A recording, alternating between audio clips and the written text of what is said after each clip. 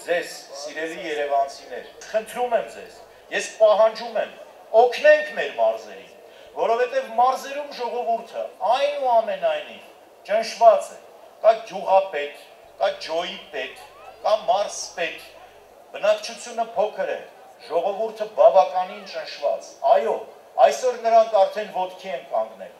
բայց դուք գիտեք, աղքատ ու խեղճ մարզերի գյուղերի մեր ժողովուրդը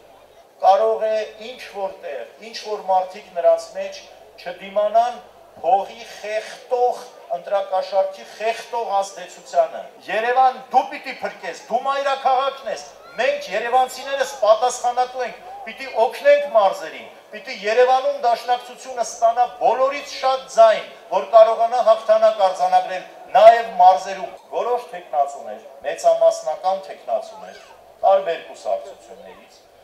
կռահում եք որ կուսակցությունից հատկապես եւ իշխող կոալիցիայից մասնավորապես։ Ասում են մենք ձեզ փողը բաժանել ենք, բայց որովհետեւ արդեն գիտեն, որ նույնիսկ դա այլևս տեղ չի հասնում, որովհետեւ չենք վստահում ձեզ այս մեծամասնականների հայտարարությունն է։ Ուրեմն պահանջելու ենք որոշ տեղերում այս հայտարարությունը հնչել է, պահանջելու ենք բաց քվեարկություն։ Սիրելի ժողովուրդ, բացատրում եմ, երևանցի լինեք կամ մարզից լինեք, բաց քվեարկողը քրեական հանցագործություն է իրականացնում եւ պատասխանատու է լինելու օրենքի առջեւ։ Իսկ այն ով պահանջում է նրանից, նույնպես քրեական հանցագործություն է կատարում եւ նույնպես պատասխանելու է օրենքի առջեւ։ Փարոսի որոշ աշխատողներ իրենց կուսակցապետերի կամ առաջնորդների դրդմամբ մտնում են Հայաստանի Հանրապետության ամենաանպաշտպան տարրի տները, նպաստառուների, փարոսով նպաստ ստացող մարդկանց տները ու ասում են իշխանությանը ձայն չտաս, փարոսից կկտրենք։ Նախ սուտ է, չեն կարող կտրել, օրենքը դա թույլ չի տա։ Երկրորդը,